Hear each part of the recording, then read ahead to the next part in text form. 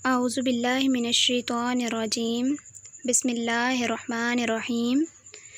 अस्सलामु अलैकुम वरहमतुल्लाहि वबरकातुहू। उम्मीद करती हूँ कि आप सब खैरियत से होंगे। आज हम जिस टॉपिक के बारे में डिस्कस करेंगे वो है केमिकल रिएक्शन।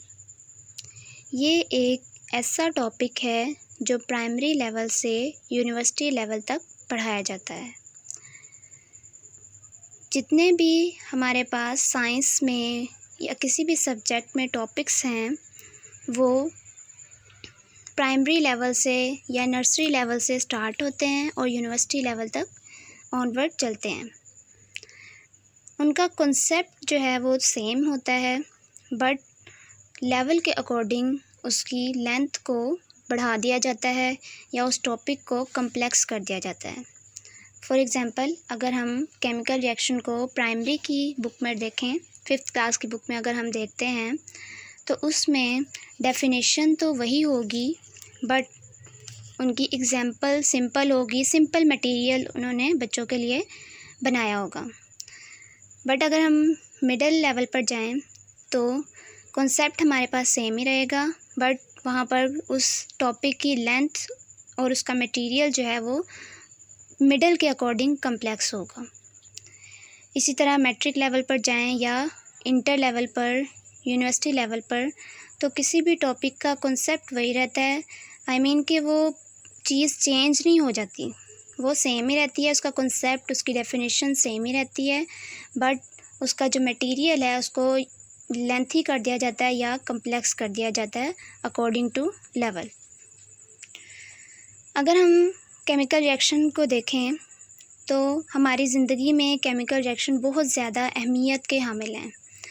हम अपनी डेली लाइफ में बहुत से केमिकल प्रोसेस करते हैं, बट उनको करते हुए हमारे माइंड में वो एक सिंपल सा प्रोसेस होता है। फॉर एग्ज़ाम्पल, हम अपनी डेली लाइफ में वाटर में सॉल्ट को ऐड करते हैं। हमारे नज़रिए से जस्ट हम अपनी नीड के अकॉर्डिंग वाटर में सॉल्ट को ऐड कर रहे हैं, बट अकॉर्डिंग टू साइंस अगर देखा जाए तो वो एक केमिकल रिएक्शन है।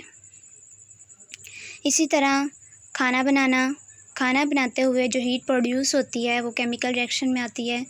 लकड़ी जलाना वो केमिकल रिएक्शन में आते हैं।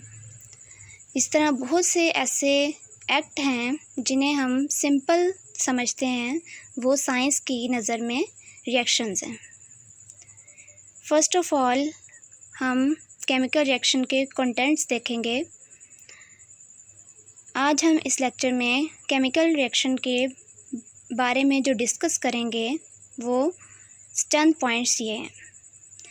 फर्स्ट डेफिनेशन है, then examples, reactants, products, application of chemical reaction. उम्मीद करती हूँ कि इस लेक्चर के एंड तक आप इन 5 पॉइंट्स को अंडरस्टैंड कर जाएंगे। फर्स्ट हमारे पास है केमिकल रिएक्शन की डेफिनेशन।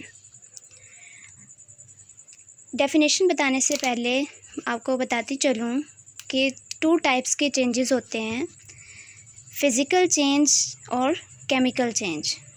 फ़िज़िकल चेंज ऐसे चेंजेस हैं, ऐसी तब्दीलियां हैं जो किसी भी चीज़ की फ़िज़िकल अपीयरेंस को, यानी कि ज़ाहिरी हालत को तब्दील कर देती है। जैसा कि किसी भी चीज़ का अगर साइज़ चेंज हो रहा है तो वो फ़िज़िकल चेंज है, अगर उसका कलर चेंज हो रहा है तो वो फ़िज़िकल चेंज है, अगर उसकी शेप तब्दील हो रही है तो वो फ़िज़िकल चेंज है। इसके ऑपोजिट केमिकल चेंज ऐसे चेंजेस होते हैं जिनसे फ़िज़िकल अपीयरेंस में कोई भी डिफरेंस नहीं आता, लेकिन एक हमारे पास न्यू चीज़ बन जाती है, न्यू सब्सटेंस जो है वो बन जाता है। डेफिनेशन है हमारे पास केमिकल रिएक्शन की, a chemical change that occurs when 2 or more substance combine to form a new substance. यानी कि केमिकल चेंज जब वक़ू पज़ीर होता है तो 2 या 2 से ज़्यादा सब्सटेंस आपस में मिलते हैं और एक नया सब्सटेंस बना देते हैं। जैसा कि लेक्चर के स्टार्ट में मैंने कहा कि हम वाटर में सॉल्ट को ऐड करते हैं। वाटर में सॉल्ट को ऐड करने से हमारे पास एक न्यू मिक्सचर बन जाता है जिसे हम केमिकल रिएक्शन कहते हैं, न्यू सब्सटेंस कहते हैं। नेक्स्ट जो यहाँ पर हमारे पास एग्जांपल है वो है burning of coal and natural gas in air. First हम डिस्कस करेंगे chemical reaction of coal. Coal किसे कहते हैं? कोल उर्दू में कोयले को कहते हैं और कोल जो है इसमें कार्बन पाई जाती है। कोल सॉलिड स्टेट में, सॉलिड फॉर्म में एग्जिस्ट करता है, ठोस शक्ल में पाया जाता है। जब हम कोल को कोयले को जब जलाते हैं हवा की मौजूदगी में, तो हम जानते हैं कि जो कोल हम जला रहे हैं उसमें कार्बन मौजूद है और ऑक्सीजन हवा के अंदर मौजूद है। जब ये कार्बन और ऑक्सीजन के मॉलिक्यूल्स आपस में रिएक्ट करते हैं देन हमारे पास कार्बन डाइऑक्साइड बनती है। नीचे एग्जांपल में 1 कार्बन एटम है प्लस हमारे पास 1 ऑक्सीजन मॉलिक्यूल है। जब ये दोनों आपस में रिएक्ट करेंगे, इनमें केमिकल रिएक्शन होगा, तो जो न्यू बनने वाला सब्सटेंस है वो हमारे पास है 1 मॉलिक्यूल ऑफ कार्बन डाइऑक्साइड। तो इस तरह कार्बन एक सेपरेट चीज़ है, सेपरेट एटम है, ऑक्सीजन एक सेपरेट मॉलिक्यूल है। जब ये दोनों आपस में मिले तो इन्होंने एक न्यू जो है वो मॉलिक्यूल प्रोड्यूस कर दिया है, न्यू मॉलिक्यूल फॉर्म कर दिया है जिसे हम कार्बन डाइऑक्साइड कहते हैं। नेक्स्ट हमारे पास हैं reactants and products. Reactants substance which take part in a chemical reaction are called reactants. ऐसे सब्सटेंस जो केमिकल रिएक्शन में हिस्सा लेते हैं उन्हें रिएक्टेंट्स बोलते हैं। जैसा कि हम फर्स्ट ही अगर एग्जांपल को देखते हैं कि वाटर में सॉल्ट को ऐड कर रहे हैं हम, तो वाटर और सॉल्ट हमारे पास जो हैं वो रिएक्टेंट्स हैं।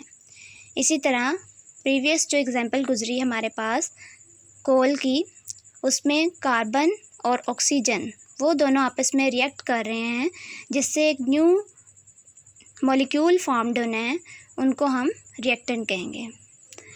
नेक्स्ट है products. Substance which are formed as a result of the reactions are called products. ऐसे सब्सटेंस जो केमिकल रिएक्शंस के रिज़ल्ट में बनते हैं, केमिकल रिएक्शंस के नतीजे में बनते हैं, उन्हें प्रोडक्ट्स कहते हैं। जैसा कि कार्बन प्लस ऑक्सीजन ये दोनों आपस में रिएक्ट कर रहे थे, रिएक्टेंट्स कहलाते हैं। इनकी रिज़ल्ट में बनने वाला कार्बन डाइऑक्साइड जो है वो प्रोडक्ट्स कहलाएगा। नेक्स्ट हमारे पास एक और एग्जांपल है रिएक्टेंट और प्रोडक्ट की। मीथेन को जब हवा की मौजूदगी में जलाया जाता है या मीथेन जब हवा की मौजूदगी में जलती है तो उससे कार्बन डाइऑक्साइड और वाटर बनते हैं। यहाँ पर हमारे पास मीथेन और कार्बन और ऑक्सीजन रिएक्टेंट्स हैं और उनके रिज़ल्ट में बनने वाला कार्बन डाइऑक्साइड और वाटर जो हैं वो हमारे पास प्रोडक्ट्स हैं। आप इस डायग्राम में देख सकते हैं कि CH4 मीथेन है जो कि रिएक्टेंट है, प्लस हमारे पास 2 ऑक्सीजन है, ऑक्सीजन के मॉलिक्यूल्स हैं जो कि रिएक्टेंट हैं। जब ये दोनों आपस में रिएक्ट करेंगे देन हमारे पास कार्बन डाइऑक्साइड बनती है जो कि प्रोडक्ट है और वाटर बनता है वो भी प्रोडक्ट है। Next we discuss about applications of chemical reaction.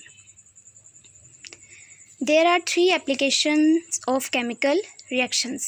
3 important chemical reactions की applications हैं जो कि हमारे डेली रूटीन में होती हैं। First burning, second photosynthesis, third respiration. First of all we discuss about burning. Burning का मीनिंग होता है, मतलब है जलना। उसमें किसी भी चीज़ का जलना आ सकता है, लेकिन यहाँ पे हम सबसे पहले फ्यूल की बात करेंगे। फ्यूल कहते हैं ईंधन को। ईंधन में हमारे पास नेचुरल गैस और पेट्रोल है। जब फ्यूल जो है, अगर हम इसमें पेट्रोल की बात करें, पेट्रोल एक फ्यूल है, ईंधन है, जिसे हम अपनी व्हीकल में यूज़ करते हैं। तो ये वहाँ पर किस तरह से काम करता है, जब ये किसी भी व्हीकल, किसी भी गाड़ी के इंजन में बर्न होता है फ्यूल, डिफरेंट गैसेस प्रोड्यूस करता है। डिफरेंट गैसेस जो है उसमें से खारिज होती हैं। यही गैसेस जो हैं वो इंजन में पिस्टन को मूव करवाने के लिए प्रेशर डेवलप करती हैं। ठीक है, ये गैसेस जो हैं वो प्रेशर डेवलप करेंगी, जिसकी वजह से इंजन में मौजूद पिस्टन मूव करेगा, और जब इंजन में मौजूद पिस्टन मूव करेगा तो व्हीकल रन होगी, यानी कोई भी गाड़ी चलेगी। नेक्स्ट हमारे पास अगर हम नेचुरल गैस को ले लेते हैं, तो जब हम अपने किचन में खाना बनाते हैं तो उस दौरान जो नेचुरल गैस बर्न होती है और हीट प्रोड्यूस होती है, तो उसको हम केमिकल रिएक्शन कहते हैं। नेक्स्ट हमारे पास एक और केमिकल रिएक्शन है जो कि इंडस्ट्रीज़ में होता है। जब वाटर स्टीम में कन्वर्ट होता है उस टाइम भी हीट प्रोड्यूस होती है, जिसे हम बर्निंग भी कहते हैं, और ये एप्लीकेशन है केमिकल रिएक्शन की। नेक्स्ट हमारे पास है फोटोसिंथेसिस। फोटोसिंथेसिस प्लांट्स की लाइफ का इम्पोर्टेंट पार्ट है। विदाउट फोटोसिंथेसिस प्लांट्स अपनी फूड जो है वो प्रिपेयर नहीं कर सकते। इसी तरह फोटोसिंथेसिस के दौरान पौधों को 3 चीज़ों की ज़रूरत होती है: कार्बन डाइऑक्साइड की, वाटर की, सनलाइट की, और क्लोरोफिल पिगमेंट भी बहुत ज़्यादा इम्पोर्टेंट है। जब प्लांट को कार्बन डाइऑक्साइड दी जाती है तो उसमें फ़ोटोसिंथेसिस का प्रोसेस होता है। सनलाइट अगर उसको मिलेगी तो फ़ोटोसिंथेसिस का प्रोसेस होगा, अदरवाइज़ नहीं होगा। अगर हम किसी भी प्लांट को कार्बन डाइऑक्साइड नहीं देते, वाटर नहीं देते, सनलाइट नहीं देते, तो उसमें फ़ोटोसिंथेसिस का प्रोसेस नहीं होगा। इसीलिए फ़ोटोसिंथेसिस के दौरान कार्बन डाइऑक्साइड और वाटर दोनों आपस में रिएक्ट करते हैं। जब प्लांट को हम वाटर भी दे रहे हैं, उसको कार्बन डाइऑक्साइड भी इन्वायरमेंट से मिल रही है, तो जब ये दोनों आपस में रिएक्ट करेंगे तो ये क्या बनाएंगे? Glucose and oxygen. यहाँ पर हमारे पास जो कार्बन डाइऑक्साइड है और वाटर हैं, ये दोनों एज अ रिएक्टेंट वर्क कर रहे हैं, और जो हमारे पास ग्लूकोज और ऑक्सीजन है वो एज अ प्रोडक्ट। तो अगर हम नीचे केमिकल इक्वेशन में देखें तो उसमें हमारे पास 6 कार्बन डाइऑक्साइड के मॉलिक्यूल्स हैं, 6 वाटर के मॉलिक्यूल्स हैं। जब ये क्लोरोफिल और सनलाइट की प्रेजेंस में रिएक्ट करते हैं, देन हमारे पास ग्लूकोज एंड 6 ऑक्सीजन के मॉलिक्यूल प्रोड्यूस होते हैं। फोटोसिंथेसिस के दौरान जो ऑक्सीजन प्रोड्यूस होती है या रिलीज़ होती है, वो रेस्पिरेशन के प्रोसेस के लिए यूज़ होती है। नेक्स्ट हमारे पास है रेस्पिरेशन। जैसा कि मैंने आपको प्रीवियस बताया कि रेस्पिरेशन में वो ऑक्सीजन यूज़ होती है जो फोटोसिंथेसिस में एज अ प्रोडक्ट बनती है। रेस्पिरेशन में वही oxygen as a reactant use होती है। रेस्पिरेशन के दौरान ऑक्सीजन जो है, एयर की जो ऑक्सीजन है वो रिएक्ट करती है फूड के साथ, ग्लूकोज के साथ, और जब ये ऑक्सीजन ग्लूकोज के साथ रिएक्ट करती है तो उसके रिज़ल्ट में कार्बन डाइऑक्साइड और वाटर बनते हैं लिविंग ऑर्गेनिजम्स के सेल्स में। और थर्ड जो उसमें एक और चीज़ प्रोड्यूस होती है वो एनर्जी होती है। एनर्जी हमेशा एटीपी की फॉर्म में लिविंग ऑर्गेनिज्म के सेल में प्रोड्यूस होती है, बिकॉज लिविंग ऑर्गेनिजम्स एटीपी की फॉर्म में एनर्जी को यूज़ करते हैं। अगर हम सेल रेस्पिरेशन फार्मूले को देखें तो यहाँ पर हमारे पास ग्लूकोज है प्लस 6 ऑक्सीजन मॉलिक्यूल्स हैं।